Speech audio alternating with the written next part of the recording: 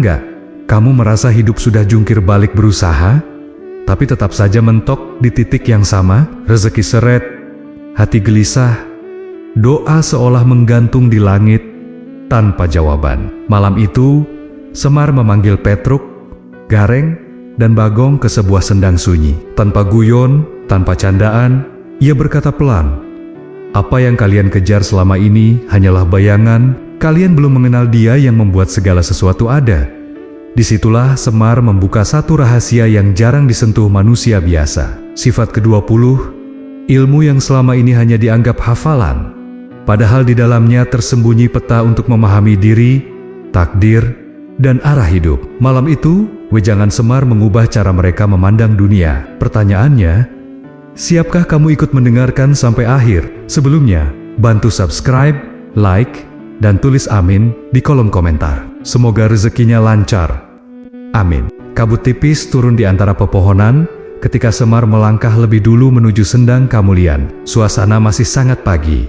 Bahkan burung pun belum sepenuhnya bangun. Petruk, Gareng, dan Bagong mengikuti dari belakang dengan langkah yang tidak serempak Petruk dengan langkah panjangnya. Gareng dengan jalan pincang khasnya, dan Bagong dengan napas yang berat seperti baru bangun tidur. Mereka tidak tahu kenapa Semar memanggil mereka sepagi ini. Namun dari cara Semar berjalan tenang, mantap, dan tanpa sedikit pun menoleh, mereka tahu wejangan besar sedang menunggu. Sendang itu terlihat jernih, seperti cermin raksasa. Permukaannya tenang, memantulkan cahaya rimang-rimang dari pagi yang hampir tiba. Semar berhenti tepat di tepi air, duduk bersila, lalu memejamkan mata, seakan mendengarkan sesuatu yang tak dapat ditangkap telinga manusia biasa. Ketiganya mendekat perlahan, takut membuat suara yang tidak perlu. Bagong, yang biasanya banyak bicara, mendadak diam.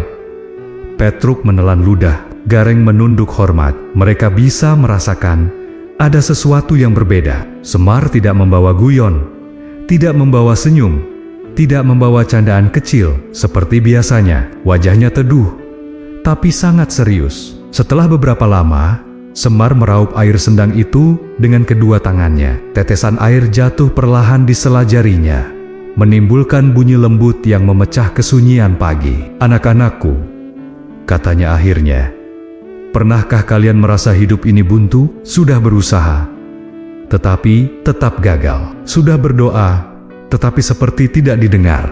Tiga wajah itu diam serentak. Hati mereka otomatis tertarik, karena mereka tahu persis bagaimana rasanya. Semar menatap permukaan air itu, lalu berkata dengan suara yang lebih pelan, namun menembus dada, "Itu karena kalian belum mengenal siapa yang membuat segala sesuatu ada." Petruk langsung mendekat sedikit. "Pak, maksudnya apa? Bukankah kami sudah berusaha sekuat tenaga?"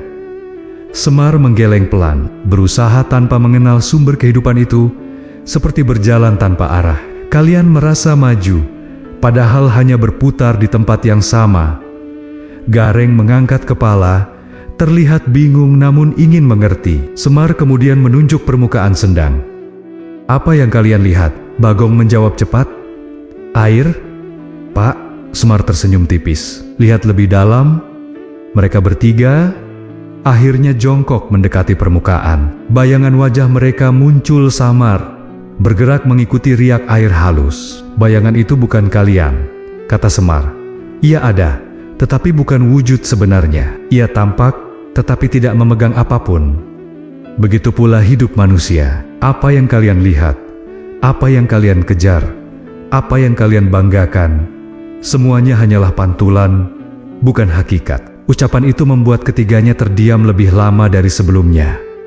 Semar kembali meraup air, memperlihatkannya. "Air ini ada, tetapi ketika jatuh, kalian tidak melihat bentuknya. Saat menyatu, ia tampak hilang, namun keberadaannya tidak pernah lenyap." Petruk mengernyit.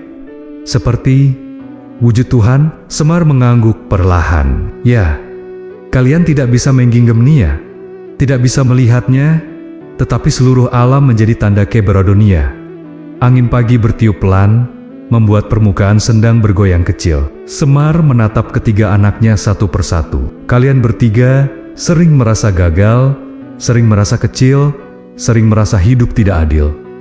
Tapi itu karena kalian hanya memandang pantulan. Kalian tidak pernah melihat sumber cahaya di baliknya.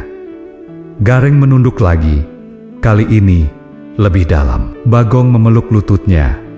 Wajahnya berubah menjadi lebih serius. Petruk menghela napas panjang. Mereka mulai merasakan sesuatu yang sebelumnya tidak pernah mereka pikirkan. Semar menutup pelajaran pertama dengan kalimat yang membuat sendang itu terasa lebih sunyi dari sebelumnya. Anak-anakku, malam ini kita memulai perjalanan panjang. Rahasia yang akan kubuka bukan untuk dibuat sombong, tetapi untuk membuat hati kalian lapang. Kita mulai dari satu hal. Kenalilah wujud, maka kalian akan mengenali diri kalian sendiri. Angin berubah lebih sejuk. Cahaya pagi mulai naik perlahan, dan di tepi sendang itu, perjalanan memahami sifat 20 resmi dimulai. Pagi mulai terbangun perlahan ketika Semar masih duduk tegak di tepi sendang. Cahaya matahari pertama menyelinap di antara celah pepohonan, membuat embun di dedaunan berkilau seperti butiran perak. Petruk, Gareng, dan Bagong belum beranjak dari posisi mereka. Mereka masih memandangi air sendang yang tenang, seolah berharap bisa menemukan sesuatu yang tersembunyi di balik permukaannya. Semar membuka matanya perlahan, menatap ketiga anaknya yang tampak lebih hening dari biasanya. Kalian masih melihat bayangan itu? Tanyanya pelan. Petruk mengangguk. Iya pak, tapi rasanya ada yang berbeda. Semar tersenyum kecil. Itu karena kalian mulai melihat bukan dengan mata, tetapi dengan rasa. Ia meraup air sekali lagi, lalu membiarkan tetesan itu jatuh pelan di atas permukaan sendang. Riak kecil menyebar seperti lingkaran waktu yang bergerak tanpa suara. Wujud, truk, wujud, gareng, wujud, gong. Inilah dasar dari semua sifat yang akan kita pelajari. Tanpa memahami wujud, manusia hidup seperti berjalan dalam kabut. Gareng menghela napas, menatap air itu lebih dekat. Pak, tadi Bapak bilang bahwa apa yang kita lihat hanyalah pantulan. Tapi kalau begitu, apa sebenarnya wujud? Semar menatapnya dengan lembut. Wujud adalah keberadaan sejati, jawab Semar. Ia bukan bayangan, bukan pantulan, bukan bentuk, bukan rupa. Ia adalah adanya sesuatu. Tapi ingat, keberadaan itu tidak selalu dapat dilihat. Bagong menggaruk kepalanya yang gatal terkena embun. Tapi Pak, kalau wujud tidak bisa dilihat, bagaimana manusia bisa yakin sesuatu itu ada? Semar menengok ke arahnya. Kau bernapas kan, Gong? Bagong mengangguk. Tapi apakah kau bisa melihat napasmu? Bagong terdiam. Petruk dan Gareng menahan senyum kecil. Semar melanjutkan, begitu pula wujud Tuhan. Tidak bisa dilihat, tapi dirasakan melalui setiap detak kehidupan. Angin pagi berhembus lebih kuat, mengusik permukaan air hingga menciptakan riak yang lebih lebar. Semar mencelupkan telunjuknya perlahan ke dalam air. Lihat ini, ketiganya mendekat. Ketika Semar mengangkat jarinya, air yang menetes membentuk garis tipis sebelum jatuh kembali ke sendang. Air itu ada sebelum jatuh. Kalian mungkin tidak melihat bentuknya. Lalu ia jatuh, tampak sejenak sebagai tetes. Setelah itu ia menyatu, seakan hilang, tapi sebenarnya tidak pernah hilang, hanya kembali ke asal. Petruk mulai memahaminya. Jadi wujud itu tetap ada, meski bentuknya berubah. Semar mengangguk mantap. Benar, manusia sering tertipu oleh bentuk, lanjut Semar. Mereka melihat gunung runtuh, mengira kekuatan itu hilang. Mereka melihat daun gugur, mengira hidup itu selesai. Mereka melihat seseorang pergi, mengira hubungan itu musnah. Padahal wujud tidak pernah benar-benar hilang. Yang hilang hanya bentuk yang kalian lihat. Gareng terdiam lebih lama daripada biasanya. Ia menatap sendang itu dengan mata yang mulai menyatu dengan makna. Berarti manusia sering menderita hanya karena terpaut pada bentuk? Semar tersenyum hangat. Itulah sumber banyak kesedihan, Neng. Kalian kehilangan sesuatu, lalu merasa dunia runtuh. Padahal yang hilang hanya bentuknya. Wujud di baliknya tetap ada. Bagong yang sejak tadi diam, tiba-tiba bertanya lirih. Pak, kalau begitu, apakah wujud Tuhan itu seperti air ini? Tidak bisa ditangkap, tetapi selalu ada. Semar mengangguk. Ya, Gong, air ini menjadi pengingat. Wujud Tuhan tidak bisa kalian lihat dengan mata dunia, tetapi seluruh alam adalah bukti keberadaannya. Petruk merasakan bulu kuduknya berdiri, bukan karena takut, tetapi karena ia merasa baru melihat dunia dengan cara baru. Semar menatap mereka dan berkata dengan tegas, namun tenang, mulailah belajar melihat dengan hati, karena wujud sejati hanya bisa dipahami dengan ketenangan, bukan dengan mata yang penuh keinginan. Cahaya pagi semakin naik, warna kuning lembut menyentuh permukaan sendang seperti sapuan kuas halus. Semar bangkit perlahan, kain jariknya bergoyang ditiup angin. Pelajaran tentang wujud adalah dasar dari perjalanan kita. Katanya, siapa yang mengenal wujud, ia tidak akan hancur oleh kehilangan, tidak akan sombong oleh kemenangan, dan tidak akan gelisah oleh perubahan. Petruk, Gareng, dan Bagong berdiri mengikuti langkahnya. Mereka tidak menyadari bahwa hati mereka telah berubah sejak tadi, lebih tenang, lebih jernih, lebih siap. Perjalanan sifat 20 baru saja dimulai, dan wujud menjadi pijakan pertama untuk menapaki jalan panjang menuju pemahaman yang lebih dalam. Semar berjalan perlahan meninggalkan tepi sendang, sementara cahaya pagi merayap naik di balik dahan-dahan tinggi. Petruk, Gareng, dan Bagong mengikuti di belakang tanpa satupun berani mengeluarkan suara. Ada sesuatu yang berubah dalam cara mereka melangkah. Tidak lagi terburu-buru seperti biasa, tapi lebih hati-hati, seolah setiap langkah membawa makna baru. Semar berhenti di sebuah batu besar yang datar, menghadap ke arah hutan yang masih diselimuti kabut, lalu duduk bersila. Ketiganya ikut duduk di hadapannya, membentuk lingkaran kecil yang hangat di tengah udara pagi yang dingin. Angin lembut berhembus, membawa aroma tanah basah dan daun yang baru jatuh. Semar mengusap lututnya perlahan sebelum berkata, "Anak-anakku, ada satu hal yang harus kalian pahami sebelum kita melangkah lebih jauh. Apa yang kalian pikir kalian miliki, sebenarnya bukan milik kalian." Bagong langsung mengangkat alis. "Maksudnya bagaimana, Pak?" "Masa perut saya pinjaman juga?" Suaranya terdengar polos, tapi Semar hanya tersenyum kecil. "Perutmu pinjaman, tubuhmu pinjaman, nafasmu pinjaman, bahkan waktumu pun pinjaman." Petruk hampir tertawa, tapi suara Semar membuatnya menahan diri. Nada Semar terlalu serius untuk diselingi candaan. Manusia sering merasa mereka memiliki banyak hal, lanjut Semar dengan tenang. Rumah, kekuatan, jabatan, bahkan tubuh sendiri. Mereka bangga, merasa besar, seolah-olah hidup berjalan karena mereka.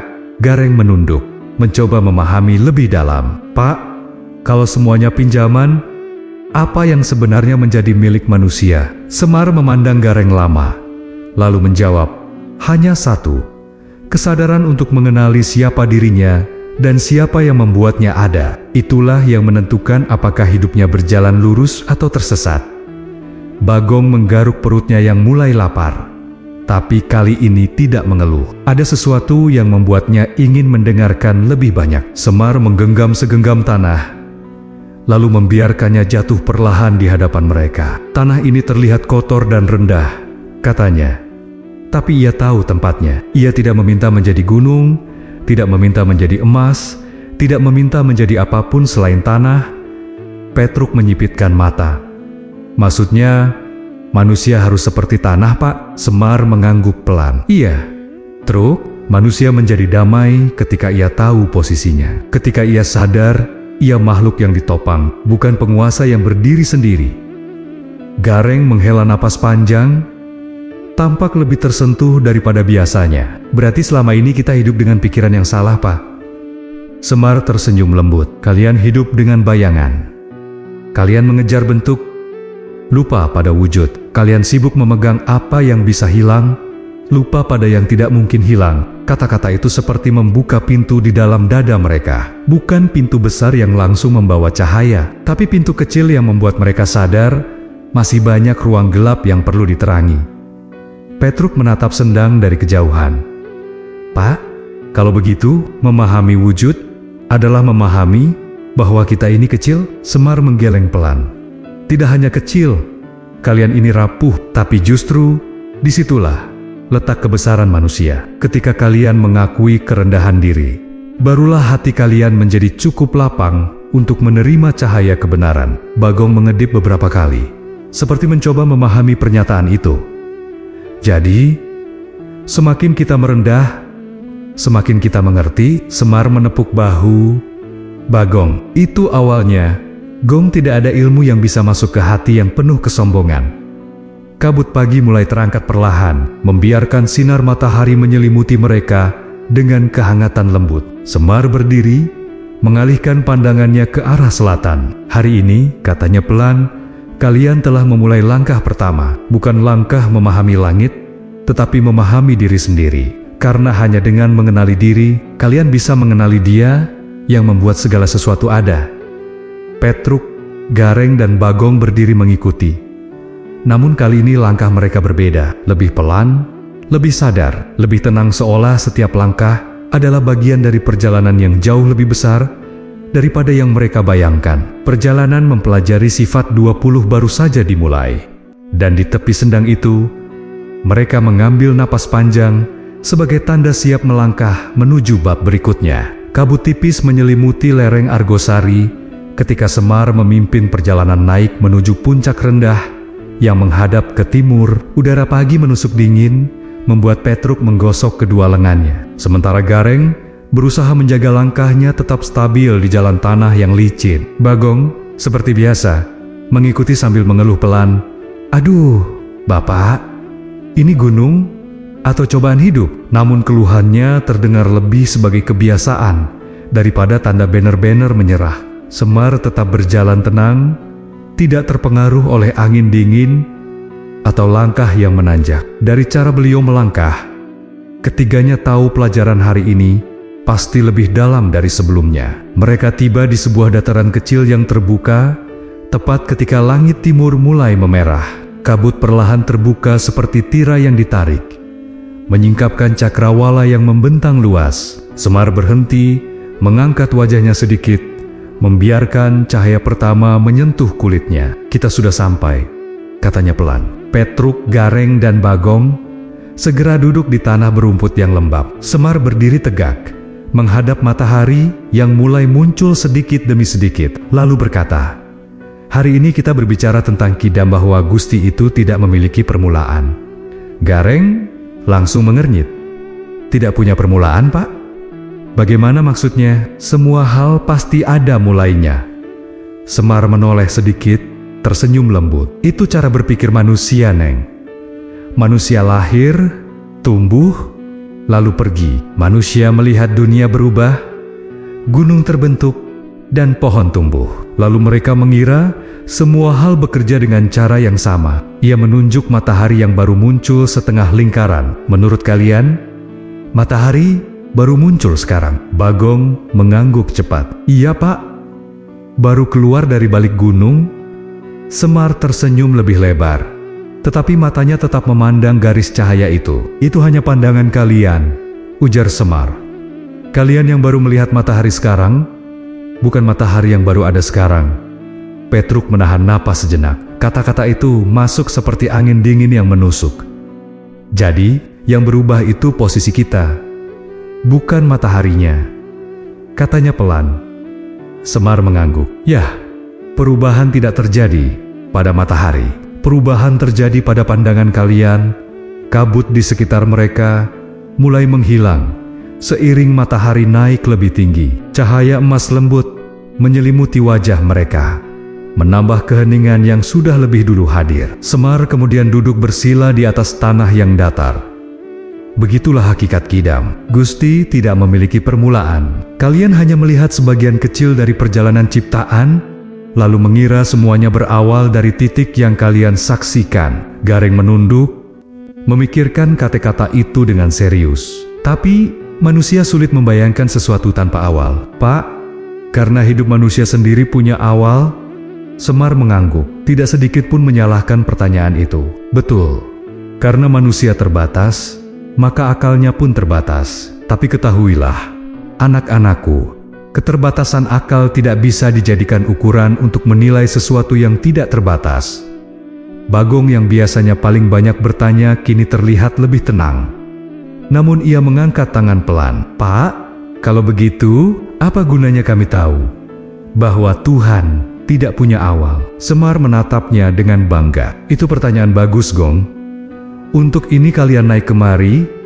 Ia menengok kembali ke matahari yang semakin tinggi. "Jika kalian memahami bahwa Gusti tidak memiliki awal, maka kalian akan tahu bahwa apapun yang datang terlambat tidak pantas dibanggakan. Kekuatan kalian, harta kalian, ilmu kalian semuanya muncul setelah kalian diciptakan." Petruk menelan ludah, merasa ucapannya menggantung di tenggorokan. Ia memandang tanah di bawahnya. "Berarti, kami ini sebenarnya tidak punya apa-apa sejak awal." Semar tersenyum lembut. "Kalian lahir tanpa membawa apapun. Kalian hadir ke dunia sebagai makhluk yang terlambat dari rencana besarnya. Maka jangan sombong dengan apapun yang kalian miliki sekarang. Semuanya datang setelah kalian ada, sedangkan Dia ada sebelum apapun muncul."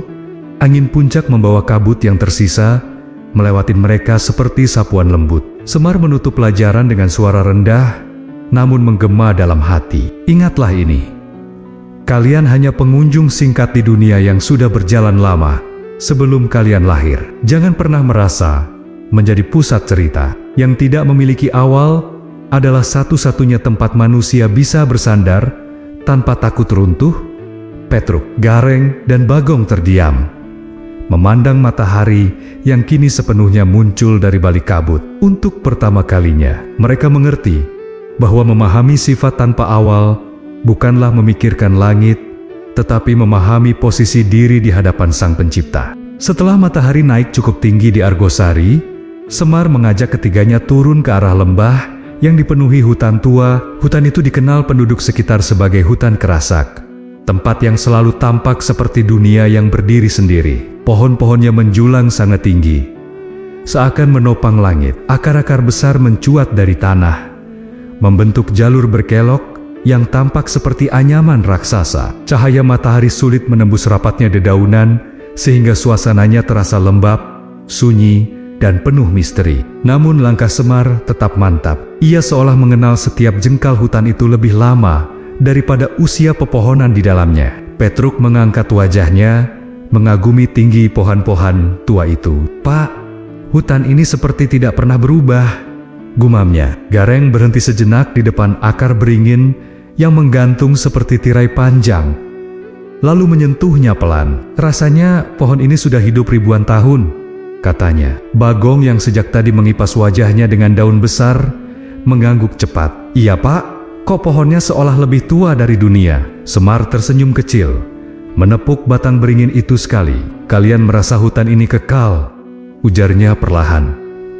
"Tapi apapun yang hidup pada akhirnya akan runtuh."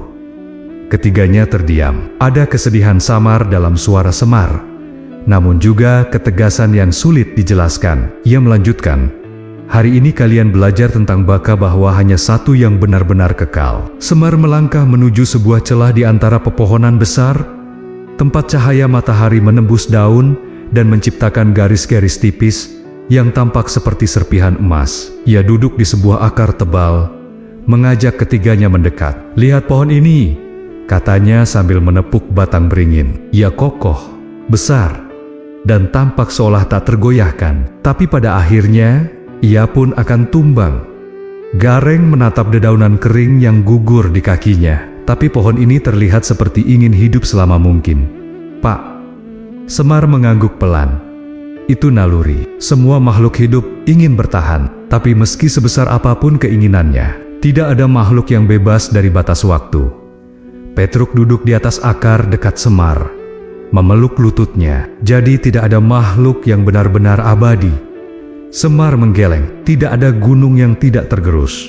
Tidak ada bintang yang tidak padam. Tidak ada tubuh yang tidak melemah. Tidak ada hati yang tidak berubah." Bagong menatap pohon beringin itu dengan cara berbeda. Suaranya melembut. "Kalau begitu, apa yang kekal, Pak?" Semar menatap ketiganya satu persatu, seakan ingin memastikan pesan ini masuk ke dalam jiwa mereka. "Yang kekal hanya Gusti. yang tidak memiliki awal dan tidak memiliki akhir. Yang tidak berubah meski dunia berubah, yang tetap ada meski seluruh makhluk binasa. Ketiganya menunduk bersamaan. Ada sesuatu yang terasa sangat besar dan sangat dekat pada kata-kata Semar itu. Udara hutan mendadak terasa lebih hening, seakan ikut mendengarkan. Petruk mengusap tanah lembab di sampingnya. "Pak, kalau semua ini tidak kekal, kenapa manusia masih bangga pada apa yang mereka punya?" Semar tersenyum getir. "Itulah kesalahan manusia, Truk. Mereka membangun hidup di atas pondasi yang rapuh. Mereka bersandar pada harta, kecantikan, kekuatan, atau manusia lain, padahal semua itu bisa hilang kapan saja." Gareng menghela napas panjang. "Jadi kami sering mengejar yang fana, lupa yang abadi." Semar mengangguk. Ia mengambil segenggam tanah dan meremasnya mudah. Tanah itu terjatuh di antara jarinya. "Jika sandaranmu hilang, kalian jatuh, karena kalian memilih bersandar pada sesuatu yang bisa lenyap. Tapi, jika kalian bersandar pada yang kekal, kalian akan tetap tegak, meski seluruh dunia runtuh." Bagong menelan ludah, merasa kata-kata itu menampar hatinya. Berarti, orang yang kehilangan apapun, tapi masih punya Tuhan, tidak benar-benar kehilangan apa-apa. Semar menatapnya dengan bangga. Itu inti dari Baka. Hutan kembali berdesir pelan seiring angin lewat, seolah pepohonan menyetujui wejangan itu. Ketiga anak Semar duduk lama, membiarkan kata-kata itu meresap jauh.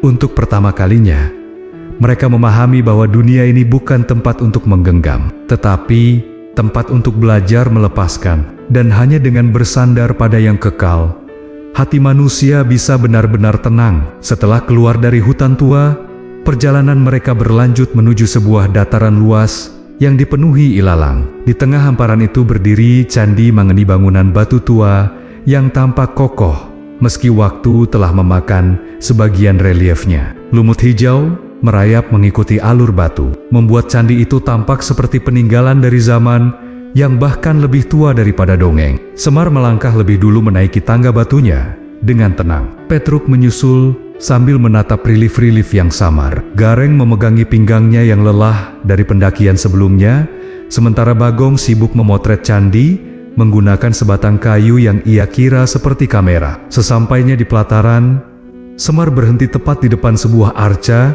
yang sudah tidak utuh. Kepalanya hilang, tangannya patah, dan tubuhnya retak. Namun justru retakan itu membuat arca tersebut tampak memiliki kisah panjang yang belum selesai diceritakan. Semar menatapnya lama sebelum berkata, "Di tempat ini kita akan belajar sifat penting, mukhalafatul lil hawadits." Petruk menggaruk kepala. "Mukhar, apa itu, Pak?" Semar tersenyum tipis. "Artinya, Gusti itu berbeda dari segala makhluk, tidak menyerupai apapun yang pernah kalian lihat." Bagong menatap arca itu sambil mengangguk-angguk. "Berarti Gusti bukan seperti patung ini?" Semar menoleh padanya. "Jangankan patung, Gong, semua hal yang bisa kalian bayangkan memiliki bentuk, warna, arah, ruang, semua itu sifat makhluk. Tidak ada satupun yang bisa digunakan untuk menggambarkan Nia." Gareng mendekat, memperhatikan pahatan yang telah halus dimakan usia, tapi manusia sering menggambarkan Tuhan punya tangan, punya wajah, punya arah. "Pak," Semar menghela napas pelan. "Itulah keterbatasan manusia, Neng. Mereka membayangkan Tuhan seperti mereka sendiri." Ia mengetuk pelan batu arca itu. Suaranya terdengar keras dan dingin. "Lihat, arca ini dulunya dibuat oleh tangan manusia yang membayangkan bentuk makhluk mulia. Tapi ia berubah, retak, rusak, dan rapuh. Bagaimana sesuatu yang berubah bisa disamakan dengan yang tidak pernah berubah?" Petruk terdiam lama. Kata-kata itu menampar sisi dalam hatinya. "Pak, berarti tidak mungkin manusia membayangkan Tuhan dengan benar?" Semar menatap jauh ke arah candi, seolah melihat masa lalu yang tidak diketahui manusia. "Benar, Truk, yang bisa kalian bayangkan pasti salah. Karena bayangan kalian hanya lahir dari pengalaman sebagai makhluk." Bagong duduk di sebuah batu dan menatap arca itu lama. "Kalau begitu, Pak, Apakah berarti Tuhan tidak bisa dikenal? Semar tersenyum lebih hangat kali ini. Bisa dikenal, Gong? Tapi bukan lewat bentuk. Bukan lewat imajinasi. Gusti dikenal lewat tanda-tanda Nia. Lewat jejaknya dalam hidup kalian. Lewat gerak takdir. Lewat ketenangan hati. Ia tidak bisa disamakan, tetapi bisa dirasakan. Angin pelan menyapu pelataran candi, menggerakkan ilalang di kejauhan seperti ombak darat. Suasana berubah menjadi penuh kekhidmatan, seolah candi itu sendiri menundukkan kepala terhadap kebijaksanaan yang sedang disampaikan. Gareng yang sejak tadi diam, akhirnya berkata lirih. Jadi kesalahan manusia adalah ketika mereka menyamakan Tuhan dengan sesuatu. Semar mengangguk. Mantap, ya. Ketika manusia membayangkan Tuhan seperti makhluk, mereka telah merendahkannya. Ketika mereka membondingkannya dengan sesuatu, mereka telah membatasinya. Padahal Gusti tidak terbatas oleh ruang, waktu, arah, wujud, atau sifat makhluk lainnya. Ia mengambil sepotong batu kecil yang tergeletak di samping arca. Batu ini dulu keras, kuat, dan kokoh. Sekarang rapuh dan mudah hancur. Makhluk berubah, tetapi dia tidak berubah sama sekali. Tidak bertambah, tidak berkurang, tidak tua, tidak muda, tidak bergerak, tidak diam seperti yang kalian pahami. Petruk menghela napas panjang. Berarti kami harus menerima bahwa ada batas akal kami. Semar menepuk bahunya, dan itu awal dari kedewasaan batin. Cahaya matahari sore menyinari puncak candi, membuat bayangannya memanjang seperti cerita yang belum selesai. Semar menutup pelajaran dengan kalimat lembut, "Ketahuilah, anak-anakku, segala yang kalian lihat bisa runtuh, tetapi dia tidak tersentuh oleh perubahan. Jangan pernah mencoba memenjorokan Nia dalam rupa apapun, karena yang menyerupai makhluk bukan Tuhan. Dan yang tidak menyerupai makhluk itulah dia, Petruk." Gareng dan Bagong menunduk lama, menyadari bahwa memahami sifat ini bukan hanya menyingkap siapa Tuhan, tetapi juga mengingatkan mereka betapa kecilnya manusia. Perjalanan mereka berlanjut ke sebuah lembah yang lebih teduh. Di sana, tersembunyi di antara pepohonan pinus yang menjulang, terhampar telaga Madirda. Airnya bening seperti kaca, memantulkan langit biru dan pepohonan yang membingkainya. Embun pagi belum sepenuhnya menghilang, membuat udara terlihat seperti bernafas pelan. Semar berjalan paling depan, langkahnya tenang, namun membawa wibawa yang membuat ketiga anaknya terdiam sejak awal. Di pinggir telaga, ia berhenti dan menatap permukaan air yang tidak bergelombang seperti cermin besar yang menunggu untuk dibaca. Petruk duduk di tepi air dan menatap bayangannya. "Pak, tempat ini tenang sekali," katanya lirih. Gareng ikut jongkok, mencelupkan ujung jarinya, menciptakan riak kecil yang memecah pantulan langit. Bagong mengusap embun dari lengan bajunya sebelum ikut membungkuk melihat air. Semar mengatur tempat duduknya di sebuah batu besar, lalu berkata, "Hari ini kita membahas sifat yang sering membuat manusia bingung, mukhalafatulil hawadits, bahwa Gusti berbeda dari segala yang baru." Petruk menoleh. "Bukankah itu sudah Bapak jelaskan di candi tadi?" Semar mengangguk pelan. "Benar, tapi di tempat ini kita memahami maknanya lewat hati, bukan hanya lewat pikiran." Angin lembut menyentuh permukaan air, membuat bayangan mereka bergeser perlahan. "Coba lihat," kata Semar sambil menunjuk permukaan telaga. "Bayangan kalian berubah hanya karena angin kecil. Tapi apakah diri kalian berubah?" Bagong langsung berkata, "Tidak, Pak. Yang berubah airnya." Semar tersenyum. Begitulah manusia. Mereka melihat dunia berubah, lalu mengira itu menggambarkan perubahan pada Tuhan. Padahal yang berubah bukan Tuhan, melainkan manusia. Sebagai pengamat, Gareng merenung, menatap bagaimana bayangannya memanjang dan memendek mengikuti riak air. "Pak, jadi manusia sering salah karena mereka melihat dari kaca yang bergelombang." Semar mengangguk.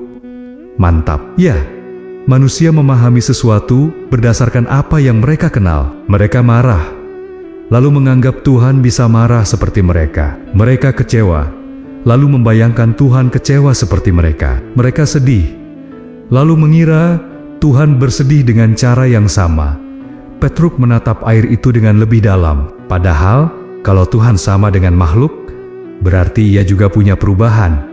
Semar memandang Petruk dengan bangga. Itulah kelirunya manusia. Mereka memberi sifat makhluk kepada yang tidak bersifat makhluk. Bagong yang sejak tadi memperhatikan permukaan air akhirnya bertanya, "Pak, kalau begitu, apakah manusia sama sekali tidak bisa memahami Tuhan?" Semar tersenyum lembut, seperti seorang ayah yang mendengar pertanyaan yang sudah lama ia tunggu. "Bisa, Gong, tapi bukan lewat membayangkan rupanya, bukan lewat memaksakan bentuk. Tuhan dikenal lewat tanda-tandanya, bukan lewat gambaran fisik." Ia mengambil sebatang daun yang gugur, menjatuhkannya ke permukaan telaga. Daun itu mengambang, bergerak sedikit mengikuti ringannya angin. "Kau tidak bisa melihat angin," kata Semar, "tapi kau tahu ia ada. Kau merasakannya melalui gerak daun, suara pohon, sentuhan halus di kulitmu." Gareng mengangguk perlahan. Jadi manusia bisa mengenal Tuhan lewat pengaruh dan tanda, bukan lewat rupa. Semar tersenyum. "Betul, Tuhan berbeda dari segala makhluk, tetapi kedekatannya dapat dirasakan oleh hati yang jernih." Ia menatap telaga yang kembali tenang, seolah menunggu makna terakhir diturunkan. Masalah manusia adalah mereka terlalu sibuk membayangkan seperti apa Tuhan, hingga lupa merasakan bagaimana Tuhan hadir dalam hidup mereka. Mereka ingin melihat, padahal yang mereka butuhkan adalah merasakan. Petruk, Gareng, dan Bagong terdiam lama. Ketenangan telaga membuat mereka merasakan sesuatu yang perlahan masuk, jauh ke dalam dada. Semar menutup pelajaran dengan suara pelan, namun penuh kedalaman. "Mulai hari ini, berhentilah mencari bentuk Tuhan. Carilah jejaknya dalam hidupmu, dalam doa yang menenangkan, dalam keberuntungan kecil, dalam firasat baik, dalam hati yang tentram, karena Tuhan tidak serupa dengan apapun." Dan justru di balik ketidakserupaan itulah manusia menemukan kedekatan yang paling sejati. Ketiganya memandang telaga itu dengan mata yang berbeda. Dalam ketenangan air itu, mereka mulai belajar mengenal yang tak terbandingkan. Matahari mulai merangkak naik ketika Semar mengajak ketiganya meninggalkan telaga. Mereka menyusuri jalur tanah yang membelah rimbunnya hutan kecil di lereng bukit. Udara semakin hangat, tetapi angin sejuk masih bertiup, menyelinap di antara dedaunan. Setelah berjalan beberapa lama, mereka tiba di sebuah pelataran alami yang dikelilingi pepohonan tinggi. Cahaya matahari masuk dari celah-celah daun, membentuk garis cahaya yang berjatuhan seperti benang emas. Di tempat itulah Semar berhenti. Ia menatap ke atas pada pucuk pohon yang seolah menggantungkan langit, lalu berkata pelan, "Di sini kita membahas sifat berikutnya, qiyamuhu binafsihi." Petruk mendekat dan duduk di atas akar pohon yang besar. "Pak, maksudnya apa? Saya pernah dengar kata itu, tapi belum benar-benar paham." Semar menoleh, menatap ketiganya satu persatu. "Qiyamuhu binafsihi" artinya Gusti berdiri sendiri, tidak bergantung pada apapun, tidak ditopang oleh apapun, tidak butuh tempat, tidak butuh waktu, tidak butuh makhluk. Bagong langsung mengangkat tangan. "Tapi Pak, semua yang ada di dunia ini pasti butuh sesuatu. Pohon butuh tanah, manusia butuh makanan. Masa ada yang tidak butuh apa-apa?" Semar tersenyum kecil. Ia menunjuk sebuah pohon besar di sebelahnya. "Lihat pohon itu. Kalian kira ia berdiri sendiri? Padahal akarnya menembus tanah, mengambil air, mengambil mineral, mengambil udara, mengambil cahaya matahari semua untuk tetap hidup." Gareng mengangguk pelan. "Berarti sebenarnya tidak ada makhluk yang benar-benar berdiri sendiri." Semar mengangguk, "Mantap, ya? Semua makhluk bergantung. Bahkan yang merasa paling kuat pun sebenarnya rapuh. Lihat tubuh kalian. Kalian butuh tidur agar tidak runtuh, butuh makan agar tidak roboh, butuh udara agar tetap hidup. Satu saja dari itu hilang, kalian jatuh." Petruk menunduk, memikirkan kata-kata itu. "Kalau begitu Pak, manusia ini sepenuhnya ditopang?" Semar tersenyum hangat. "Betul, Truk. Manusia ditopang oleh banyak hal yang tidak pernah ia sadari. Kalian merasa kuat hanya karena tidak pernah merasakan bagaimana rasanya jika penopang itu dicabut. Bagong menghela napas panjang, lalu berkata pelan, "Berarti manusia sering salah merasa hebat." Semar mengangkat alis. "Sering sekali. Itulah akar kesombongan. Ketika manusia merasa bisa sendiri, padahal ia hanya hidup karena ditopang ribuan hal yang tidak terlihat." Gareng menatap tanah lembab di bawahnya. "Kalau manusia tidak bisa berdiri sendiri, lalu apa yang harus kami lakukan, Pak?" Semar meletakkan telapak tangannya di atas dadanya sendiri. "Pertama, sadar bahwa kalian makhluk yang ditopang. Kedua, jangan pernah menyombongkan diri. Ketiga, jangan pula merendahkan diri secara berlebihan. Kalian bukan kuat, tapi ditopang oleh Yang Maha Kuat.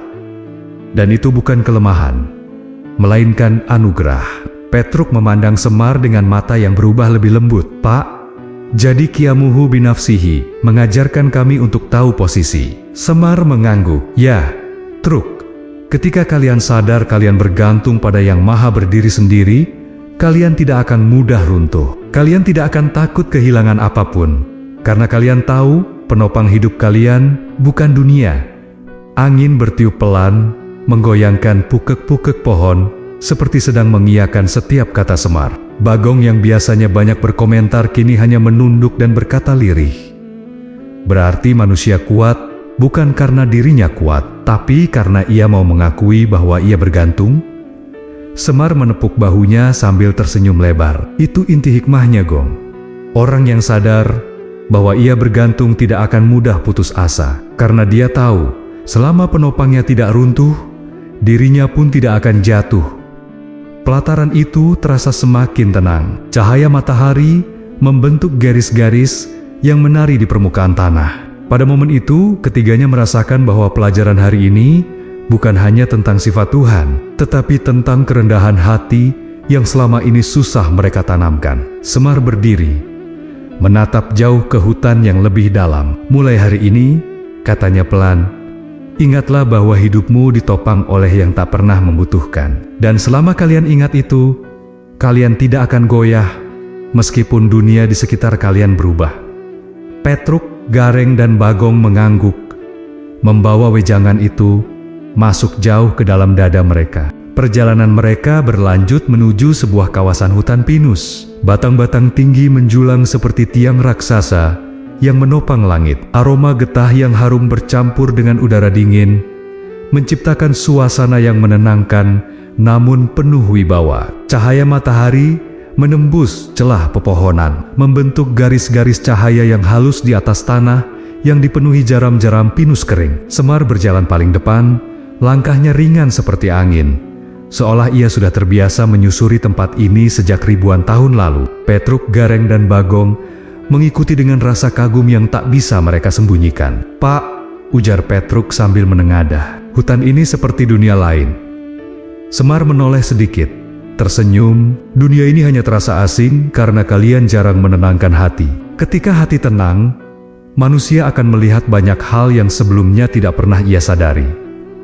Mereka bertiga diam, menyadari bahwa hutan ini memang terasa seperti ruang yang mengundang kesadaran lebih dalam. Semar berhenti di sebuah tempat lapang yang diterangi cahaya matahari. Ia duduk di atas akar pinus besar dan memberi isyarat kepada ketiganya untuk mendekat. "Hari ini kita membahas kudrat," katanya.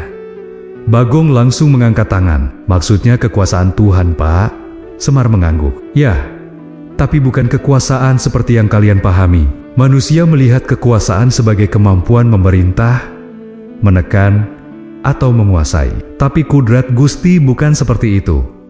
Gareng duduk dengan bersila, wajahnya serius. "Lalu apa bedanya, Pak?" Semar meraih sehelai daun pinus kering yang jatuh di pangkuannya. "Kudrat Gusti adalah kemampuannya yang menggerakkan segala hal tanpa alat, tanpa syarat, dan tanpa batas. Ia tidak memerlukan ruang untuk bekerja, tidak membutuhkan waktu untuk berjalan, dan tidak pernah bergantung pada apapun." Petruk mengernyit. "Berarti apapun yang terjadi di dunia ini terjadi karena kudratnya." Semar mengangguk, tetapi kemudian mengangkat telunjuk. "Benar, tapi kalian harus paham satu hal penting, Kudritenia tidak berarti manusia tidak punya pilihan." Bagong langsung berkata, "Loh, bukannya kalau Tuhan berkuasa, berarti manusia cuma mengikuti saja?"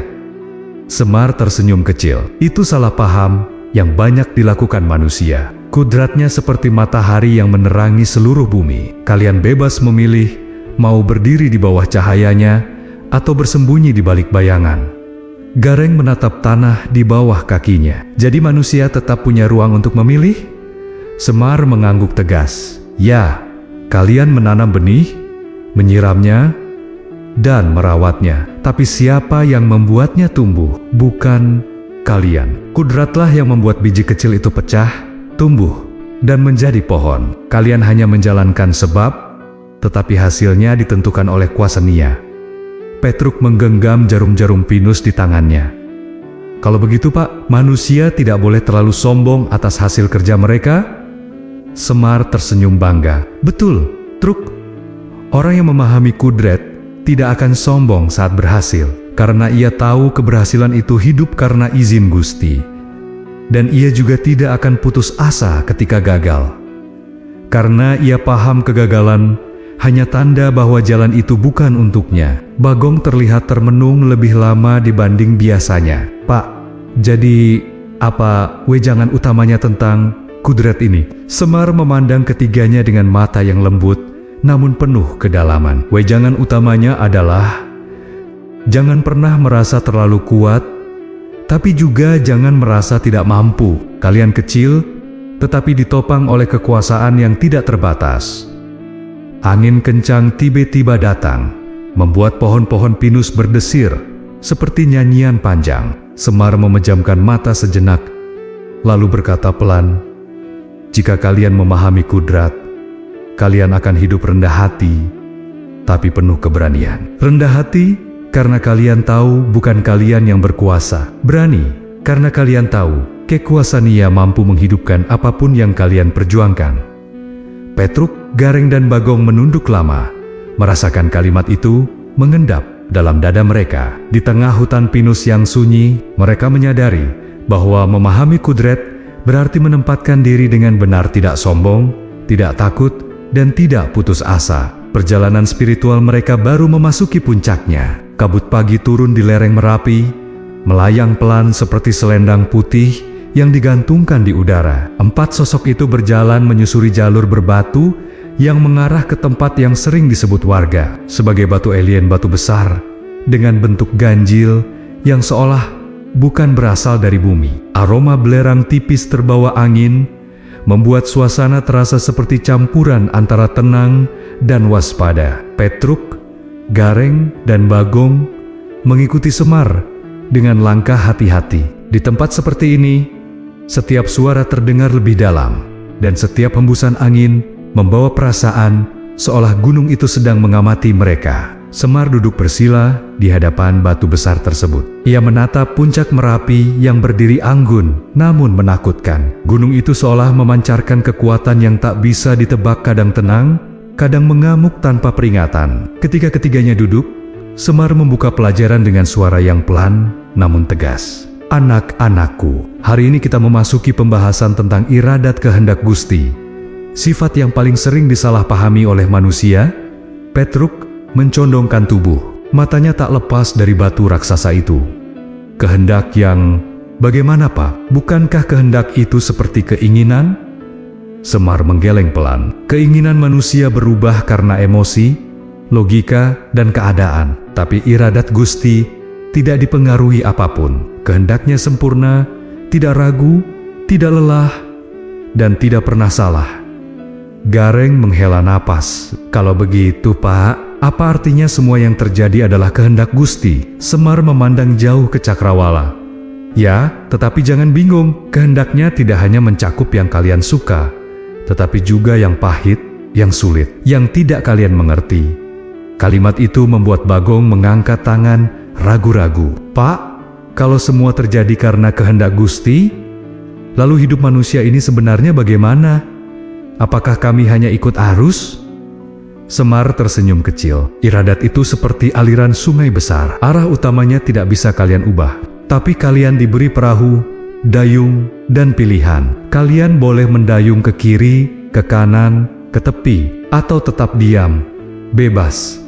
Tapi aliran besar tetap milik Nia.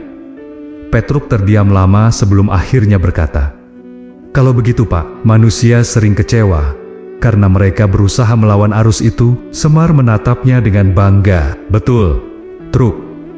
Manusia ingin semua berjalan sesuai kemauannya sendiri. Mereka memaksa hidup berputar menurut rencana mereka. Dan ketika kenyataan tidak mengikuti keinginan itu, mereka marah, kecewa, putus asa, bahkan menyalahkan takdir." Gareng menunduk, seolah kata-kata itu menyentuh luka lama dalam dirinya. "Kadang saya merasa begitu, Pak, merasa hidup tidak sesuai harapan." Semar meraih sebongkah batu kecil, menggulirkannya ke tanah. "Ingat, Neng, mengerti iradat bukan berarti pasrah tanpa usaha. Mengerti iradat berarti tahu kapan harus maju, kapan harus menerima, kapan harus mengikhlaskan, dan kapan harus menunggu." Bagong menelan ludah, suaranya lebih tenang dari sebelumnya. "Tapi Pak, bagaimana kami tahu sesuatu harus diperjuangkan atau dilepas?" Semar tersenyum lebar. Seakan pertanyaan itu memang bagian dari rencana pelajaran hari ini. Kalian tidak selalu bisa membedakannya sejak awal. Tugas manusia adalah berusaha dulu, berjalan dulu, berdoa dulu. Jika kalian sudah melakukan semuanya dengan niat baik dan pintu tetap tertutup rapat, itu tanda irodit nia mengarahkan kalian ke tempat lain. Namun jika jalan yang kalian tempuh terasa berat, tetapi perlahan terbuka, itu tanda kalian didorong ke arah itu. Petruk memukul telapak tangannya dengan pelan. "Berarti hidup itu membaca tanda, Pak?" Semar mengangguk. "Mantap, ya. Tanda-tanda itu muncul lewat kesulitan, kemudahan, pertemuan, perpisahan, kegagalan, bahkan kehilangan. Semua itu bukan hukuman, itu bahasa iradat. Angin Merapi tiba-tiba bertiup lebih kencang, membuat mereka merapatkan pakaian." Semar menutup pelajaran hari itu dengan suara yang dalam namun menenangkan. "Anak-anakku, kehendak manusia bisa salah, bisa berubah, bisa runtuh. Tapi iradat Gusti tidak pernah tidak tepat. Orang yang berjalan bersama iradat akan selamat meski badai besar menimpanya." Petruk, Gareng, dan Bagong terdiam, memandang puncak Merapi yang tertutup kabut. Untuk pertama kalinya, mereka mulai memahami bahwa hidup bukan soal memaksa keinginan, tetapi belajar membaca arah kehendak yang lebih besar daripada diri mereka sendiri.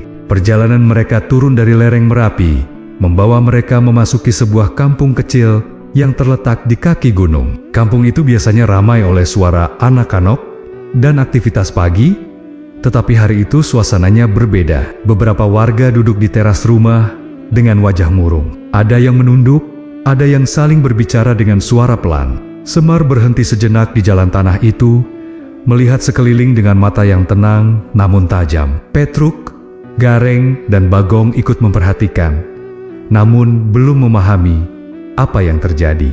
Tidak lama kemudian, seorang ibu keluar sambil menghapus air mata. "Panen kami gagal, Pak Semar," ujarnya lirih ketika melihat mereka.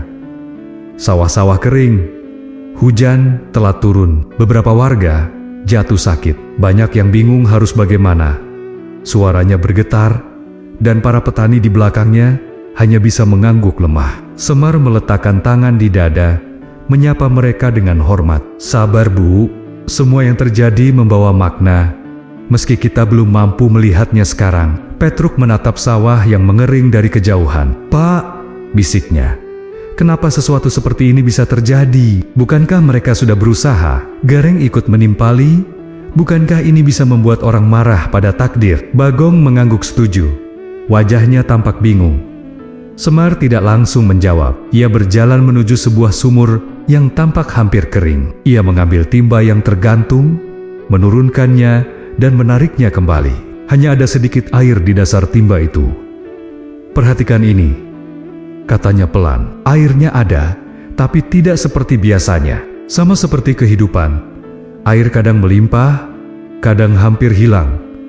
Petruk mengangkat alis. "Pak, apakah ini ujian?" Semar menatapnya lembut. "Segala sesuatu bisa menjadi ujian, Truk. Tapi ujian tidak datang untuk menghancurkan. Ujian datang untuk mengungkap isi hati." Ia kemudian menatap ketiga muridnya satu persatu. Inilah momen ketika manusia biasanya terbagi menjadi dua. Ada yang menyalahkan hidup, takdir, bahkan Tuhan. Dan ada yang mencoba membaca tanda-tanda iroditnia. Gareng menggigit bibirnya, mencoba memahami, membaca tanda. Seperti apa, Pak? Semar mengangkat timba itu tinggi-tinggi, agar terlihat oleh semuanya. Jika air sumur menurun, itu tanda kalian harus mencari sumber lain. Jika panen gagal, itu tanda kalian harus memperbaiki cara mengolah tanah atau menunggu musim yang lebih baik. Jika sakit datang, itu tanda agar manusia mengurangi kesombongan dan menyadari rapuhnya tubuh. Ia menurunkan timba, mengembalikannya ke tempat semula. Setiap peristiwa membawa pesan. Bagong yang sejak tadi diam, akhirnya bertanya dengan suara kecil, "Tapi Pak, kenapa manusia sering memilih marah dulu sebelum mencari makna?" Semar tersenyum dengan cara yang membuat hati mereka terasa disentuh. Karena manusia ingin hidup berjalan sesuai kemauannya. Ketika kenyataan tidak mengikuti rencana, mereka mengira itu ketidakadilan. Padahal kenyataan seringkali hanya membuka jalan lain, jalan yang tidak mereka rencanakan, tetapi sebenarnya lebih baik bagi mereka. Beberapa warga kampung berkumpul mengelilingi Semar.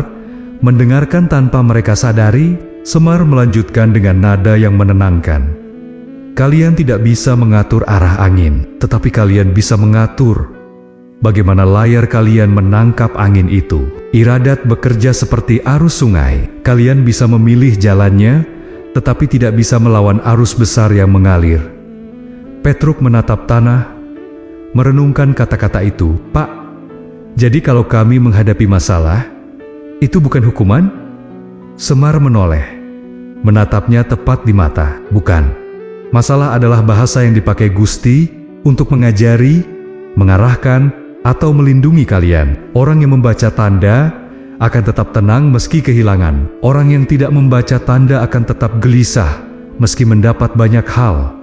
Angin panas Merapi berhembus pelan, membawa aroma tanah kering. Semar menutup pelajaran hari itu dengan kalimat yang membuat warga kampung ikut terdiam. "Ingat, anak-anakku, jangan pernah langsung menyalahkan sebelum memahami. Karena yang kalian sebut musibah, bisa saja adalah cara lembut Tuhan menggeser kalian ke tempat yang lebih tepat." Petruk, Gareng, dan Bagong menatap satu sama lain dengan wajah berubah. Untuk pertama kalinya, mereka melihat bahwa kehidupan bukan hanya tentang menjalani kejadian, tetapi membaca pesan yang tersembunyi di dalamnya. Senja perlahan turun di ufuk barat, ketika Semar dan ketiga anaknya meninggalkan kampung yang dilanda kesedihan itu. Mereka berjalan menuju sebuah tebing rendah yang menghadap ke laut luas. Ombak datang silih berganti, memantulkan cahaya jingga yang perlahan berubah ungu. Angin laut membawa aroma asin yang khas, menambah suasana syahdu di penghujung hari.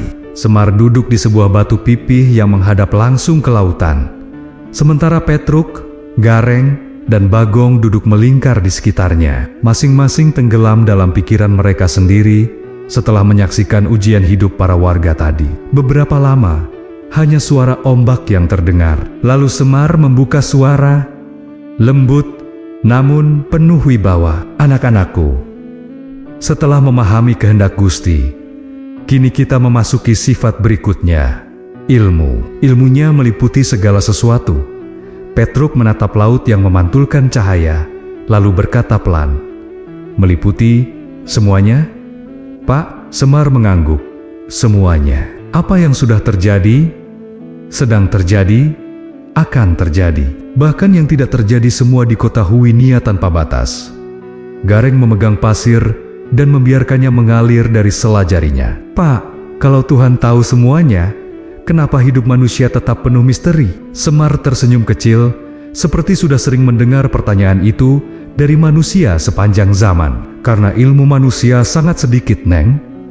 Manusia hanya melihat sebagian kecil dari kehidupan. Mereka melihat dari depan, dari samping, dan dari masa sekarang. Sementara Gusti melihat seluruhnya. Sekaligus, apa yang kalian lihat selalu terbatas, tetapi apa yang Dia lihat tidak pernah dibatasi apapun." Bagong, yang biasanya paling ceria, kini duduk lebih tenang dari sebelumnya. Ia menatap ombak yang pecah di bibir pantai. "Kalau begitu, Tidak ada satupun yang bisa disembunyikan dari Gusti. Semar menggeleng pelan. Tidak ada, Gong. Bahkan niat kalian yang paling dalam, ketakutan yang kalian sembunyikan, keinginan yang belum kalian wujudkan, dan dosa yang kalian tutupi dengan senyuman semuanya, terlihat jelas olehnya. Petruk menelan ludah, merasa dadanya ditarik sesuatu. Pak, kalau begitu, kami ini hidup sepenuhnya dalam pengawasan? Semar menatapnya dengan lembut. Pengawasan yang penuh kasih. Kalian tidak sedang diawasi untuk dihukum. Kalian sedang dijaga, agar tidak tersesat terlalu jauh. Ilmunya yang luas adalah alasan manusia tetap selamat, meski sering salah melangkah. Gareng menatap laut lama, lalu berkata, kalau ilmu manusia sedikit, bagaimana manusia bisa memutuskan apa yang benar? Semar meraih sebatang ranting kecil di sampingnya, menggambar garis di pasir. Justru karena ilmu manusia terbatas, maka mereka harus berhati-hati. Jangan sombong, jangan merasa paling tahu, jangan cepat menilai seseorang dari apa yang kalian lihat, karena kalian hanya melihat permukaannya, sementara banyak hal tersembunyi di dalam. Bagong menunduk, suaranya melembut. Pak, berarti kami harus selalu jujur? Semar tersenyum lebih hangat dari sebelumnya. Itulah inti dari sifat ini. Jika Gusti tahu segalanya, apa gunanya manusia berbohong? Kebohongan hanya menipu diri sendiri. Ia tidak mengubah apapun dalam pandangannya. Yang berubah hanyalah hati kalian menjadi lebih gelap dan sempit. Semar melanjutkan, orang yang memahami luasnya ilmu Tuhan tidak akan iri, tidak akan dengki, dan tidak akan mudah marah. Ia tahu bahwa apa yang belum ia miliki bukan karena Tuhan tidak peduli, tetapi karena waktunya belum tepat atau karena ada hikmah yang belum ia pahami. Ilmu Tuhan mendahului segala hal, sementara ilmu manusia datang terlambat. Ombak semakin pelan, seolah mendengarkan hingga ke akhir kalimat. Anak-anakku, ujar Semar, orang yang tahu bahwa Gusti mengetahui segalanya akan menjalani hidup dengan hati yang jernih dan niat yang lurus. Ia tidak takut kehilangan, tidak takut gelap, karena ia percaya bahwa bahkan di kegelapan, Gusti melihat jalannya. Petruk, Gareng, dan Bagong menatap laut yang kini gelap perlahan, namun terasa hangat di dada mereka. Mereka baru menyadari bahwa ilmu Tuhan bukan membuat manusia ketakutan, melainkan menuntun manusia agar hidup jujur dan rendah hati. Dan malam itu, angin laut menghembus lembut, seperti mengukuhkan pelajaran itu ke dalam jiwa mereka. Pagi berikutnya tiba dengan lembut. Embun mengkristal di ujung rumput, dan udara dipenuhi aroma tanah basah setelah angin malam. Semar berjalan paling depan menyusuri jalur kecil menuju sebuah tanah lapang yang menghadap hamparan lembah. Pagi itu berbeda. Tidak ada hutan lebat, tidak ada candi tua, tidak ada telaga sunyi. Hanya sebuah dataran yang bersih, terang, dan terbuka. Seolah alam sengaja menciptakan ruang kosong untuk momen penting. Petruk, Gareng, dan Bagong mengikuti dengan langkah pelan, masih merasakan gema wejangan tentang iradat dan ilmu yang semalam mengguncang hati mereka. Semar berhenti di tengah dataran. Ia memandang langit keemasan yang perlahan berubah biru. Anak-anakku, katanya. Suaranya lembut namun mantap. Hari ini kita tidak membahas sifat baru. Hari ini kita menyatukan apa yang sudah kalian pelajari. Ketiganya saling melirik. Mereka tahu perjalanan panjang ini telah membawa mereka dari wujud hingga ilmu, dari rasa kecil hingga kesadaran tentang yang maha besar. Namun, mereka belum pernah diminta mengumpulkan semuanya sekaligus. Tantangan itu terasa lebih sulit dibanding mendaki gunung atau menembus hutan angker. Semar duduk bersila, mengajak mereka duduk menghadapnya. Coba, sebutkan dengan kata-kata kalian sendiri. Ucap Semar, apa yang kalian pahami dari wujud. Petruk menarik napas, lalu berkata hati-hati. Wujud adalah keberadaan sejati, bukan bentuk, bukan rupa. Ia tidak bergantung pada apapun untuk ada. Semar mengangguk pelan, bangga. Bagus. Lalu Kidam, Gareng menatap tanah sesaat sebelum menjawab. Tuhan tidak punya permulaan, yang berubah adalah sudut pandang kami, bukan dirinya. Semar menatap Bagong. Baka, Bagong menghela napas dalam, yang kekal hanya Tuhan, Pak. Semua makhluk, Tidak ada yang bertahan, kami hanya singgah. Ada nada getir di suaranya, tapi juga kematangan yang tidak ia miliki beberapa hari lalu. Semar tersenyum lembut. Dan mukhalafatul hawadits, Petruk menimpali cepat. Tuhan tidak menyerupai makhluk apapun, tidak bisa dibayangkan, tidak bisa dibandingkan. Mengapa manusia sering keliru? Tanya Semar. Gareng menjawab, karena kami memakai cara berpikir makhluk untuk memahami yang tidak serupa makhluk. Suasana menjadi hening sejenak, angin pagi berdesir, mengusap daun-daun muda yang baru tumbuh. Semar melanjutkan, Qiyamuhu binafsihi. Bagong mengangkat wajahnya, terlihat lebih mantap. Tuhan berdiri sendiri. Kami ini ditopang, tanpa penopang, kami runtuh. Semar menutup mata sejenak, meresapi perkembangan batin mereka. Kudrat, Petruk menjawab, kekuasaan Tuhan menghidupkan semua sebab. Kami berusaha, tapi hasilnya hidup karena izinnya. Iradat, Semar bertanya lagi. Gareng menghela napas. Kehendaknya tidak berubah. Dalam arus besarnya, kami diberi pilihan. Tugas kami membaca tanda, bukan memaksa jalan.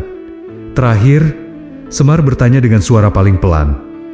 Ilmu, Bagong menjawab, Tuhan tahu segalanya yang kami sembunyikan, bahkan yang belum kami lakukan. Maka manusia harus jujur, karena berbohong hanya menipu diri sendiri. Semar membuka mata, wajahnya teduh, tapi penuh rasa bangga yang sulit disembunyikan. Kalian telah memahami dengan hati, bukan hanya kepala. Ini bukan hafalan, ini cermin. Ia menunjuk dada mereka satu persatu. Sifat 20 bukan untuk membesarkan Tuhan. Ia sudah sempurna. Sifat 20 untuk membesarkan hati kalian. Gar tahu siapa diri kalian sebenarnya. Petruk memandang lembah yang dipenuhi cahaya pagi. Gareng menahan napas, merasakan dadanya ringan. Bagong menunduk, seakan hatinya baru diberi tempat yang lebih luas. Semar melanjutkan, jika kalian mengerti wujudnya, kalian tidak sombong. Jika kalian mengerti kekekalannya, kalian tidak takut kehilangan. Jika kalian mengerti kehendaknya, kalian tidak memaksa. Jika kalian mengerti ilmu Nia, kalian tidak berbohong. Angin membawa aroma dedaunan, langit membuka diri sepenuhnya. Semar menutup pelajaran hari itu dengan suara lembut, namun dalam. Inilah pintu menuju ketenangan sejati. Mengenal Dia yang membuat segala sesuatu ada. Lalu mengenal diri kalian sebagai makhluk kecil yang diberi kesempatan untuk mengerti. Dan di dataran yang luas itu, ketiganya merasa lebih utuh daripada sebelumnya. Perjalanan mereka belum selesai, tetapi untuk pertama kalinya, mereka tahu arah kemana hati harus melangkah. Setelah pagi itu mereka menyatukan seluruh wejangan dalam hati. Semar mengajak Petruk, Gareng, dan Bagong kembali ke tempat perjalanan mereka dimulai, Sendang Kamulian. Udara di sana terasa berbeda dari sebelumnya. Kabut yang dulu tampak menutup pandangan, kini terlihat seperti tirai tipis yang justru memberi ketenangan. Semar berjalan pelan menuju tepi air, lalu duduk bersila, seperti pertama kali ia membuka pelajaran tentang wujud. Namun kali ini, ketiga anaknya berdiri memandang sendang itu dengan cara yang tidak sama. Ada pemahaman baru di mata mereka, seakan air itu tidak lagi sekadar air, tetapi cermin perjalanan batin yang telah mereka lalui. Petruk duduk di samping Semar, mengusap permukaan air yang jernih. Pak, ujarnya lirih. Perasaan saya berbeda saat melihat sendang ini. Dulu saya melihat bayangan, sekarang seperti melihat diri sendiri lebih jelas. Semar mengangguk, tidak menoleh. Begitulah hati yang mulai jernih. Truk, ia tidak lagi dikelabui bentuk luar. Gareng ikut duduk, memandangi riak kecil yang terbentuk oleh angin. Pak, kami sudah belajar banyak sifat Tuhan. Tapi bagaimana semua itu menuntun manusia dalam kehidupan sehari-hari? Bagong berdiri di belakang mereka, tampak lebih serius dari biasanya, menunggu jawaban yang sama. Semar meraup air sendang dengan perlahan, tetesannya jatuh kembali ke permukaan air dengan suara yang hampir tak terdengar.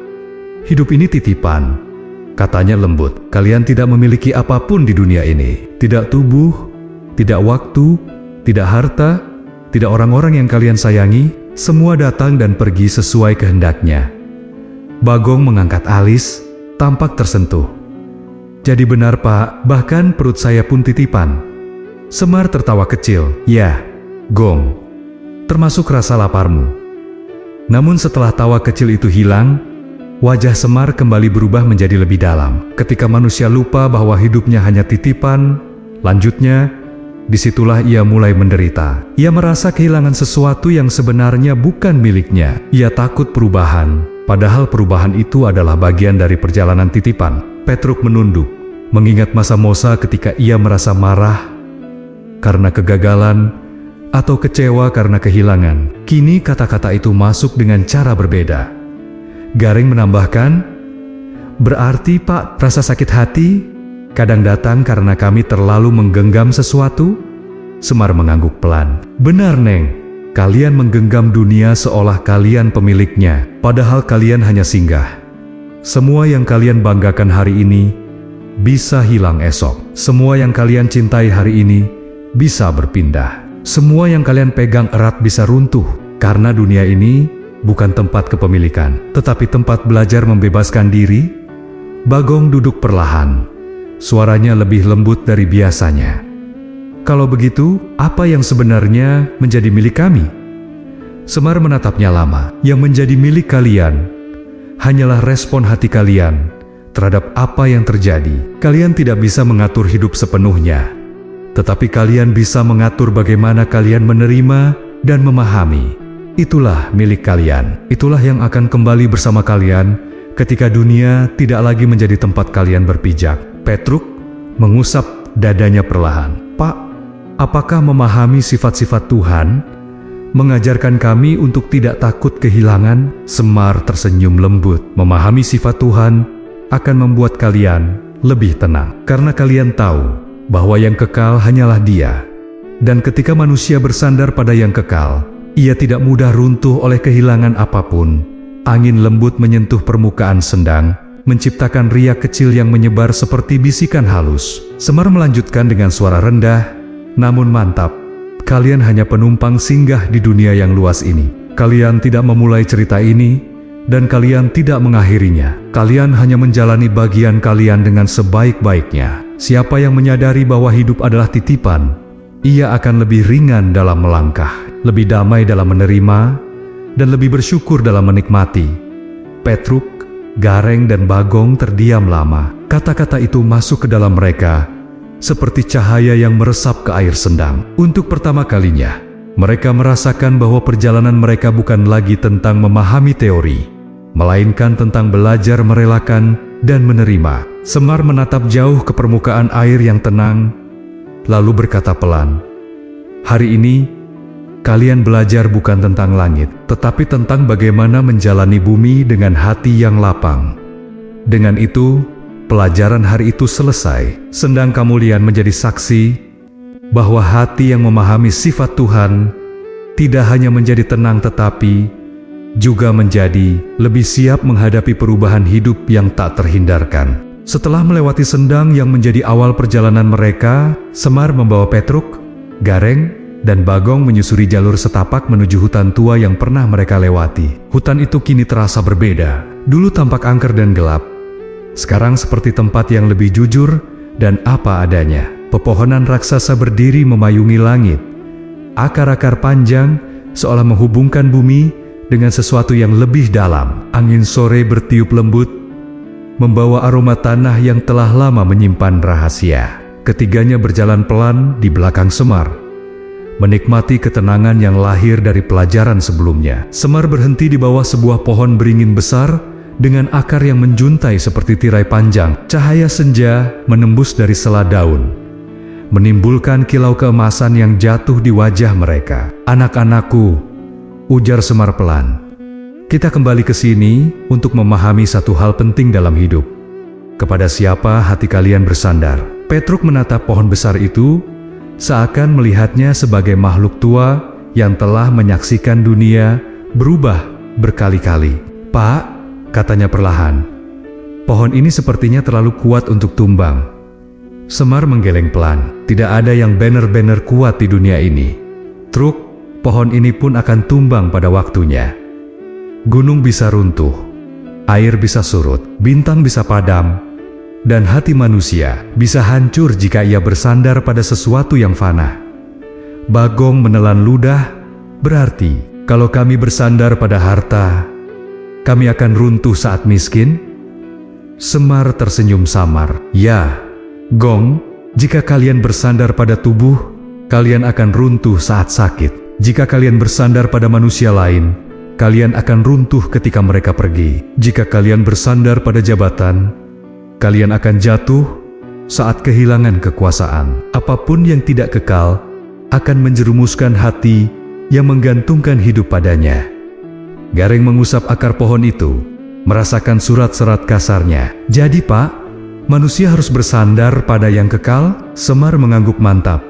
Hanya satu yang kekal, hanya satu yang tidak berubah, hanya satu yang tidak menua, tidak hilang, tidak runtuh. Ketika hati kalian berpegang pada yang kekal itu, maka kalian akan tetap tegak meski seluruh dunia di sekeliling kalian hancur. Petruk memejamkan mata sejenak, merasakan embusan angin. Pak, apakah itu sebabnya kami sering takut kehilangan? Karena kami bersandar pada yang salah? Semar memandangnya dengan bangga. Benar, Truk. Ketika kalian menyandarkan kebahagiaan pada sesuatu yang sementara, kalian akan hidup dalam ketakutan. Takut kehilangan, takut gagal, takut berubah. Tapi, ketika hati bersandar pada yang kekal, rasa takut itu hilang karena kalian tahu bahwa apapun yang terjadi, kalian tidak benar-benar kehilangan. Bagong menarik napas panjang, merasakan sesuatu di dadanya seperti membuka diri. Kalau begitu, orang yang bersandar pada Tuhan akan tetap tenang meski dunia berantakan. Semar tersenyum hangat. Ya, Gong, orang yang hatinya bersandar pada Tuhan tidak akan goyah. Ia mungkin jatuh, tapi tidak runtuh.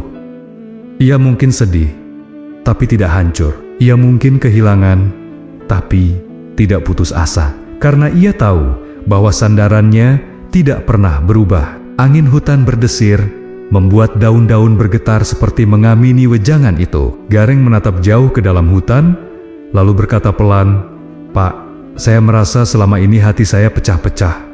Hari ini ingin ini, besok ingin itu. Kadang merasa kuat, besoknya merasa kosong. Semar mendekatinya, menepuk bahunya. Karena hatimu bersandar pada banyak hal, manusia akan utuh ketika ia hanya punya satu pusat, satu pegangan, satu tujuan. Ketika ia tidak lagi mengejar 1000 arah yang berubah setiap hari. Ketiganya terdiam lama. Suasana hutan menjadi saksi betapa dalamnya pelajaran itu meresap ke dalam mereka. Semar menutup wejangan dengan suara yang lembut namun sangat pasti. Anak-anakku, jika kalian ingin hidup yang tenang, utuh, dan tidak mudah goyah, sandarkan hatimu pada yang kekal.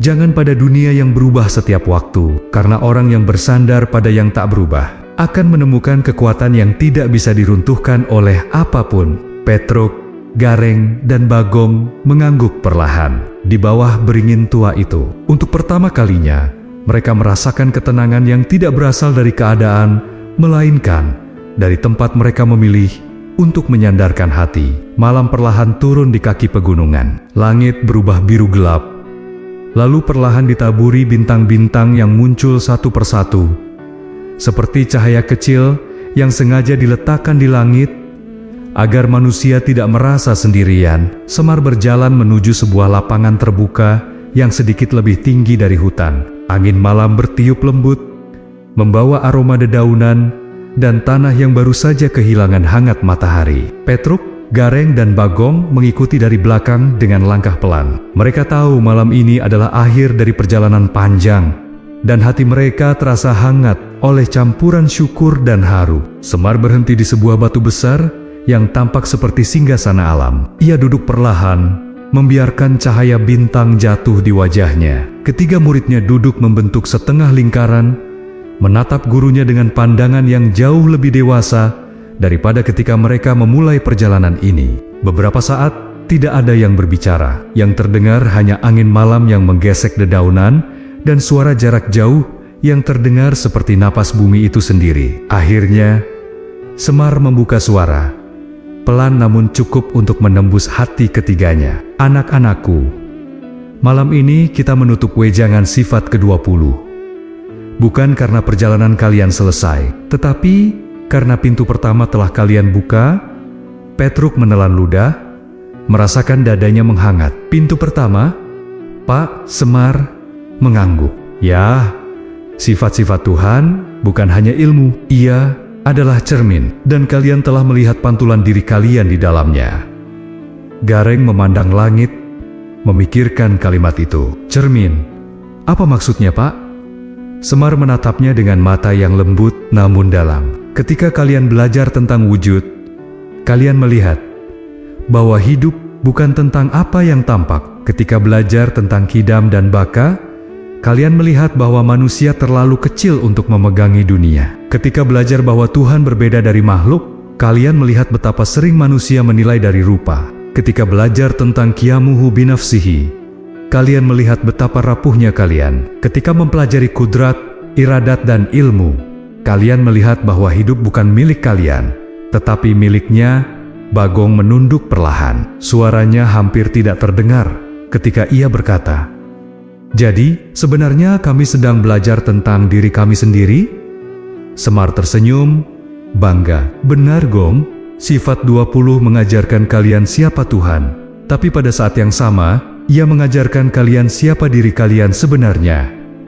Angin malam semakin dingin, tetapi hati mereka terasa lebih hangat. Semar melanjutkan, "Manusia sering tersesat bukan karena dunia gelap, tetapi karena ia tidak menyalakan cahaya di dalam dirinya. Kalian kini tahu bahwa cahaya itu datang dari mengenal Tuhan.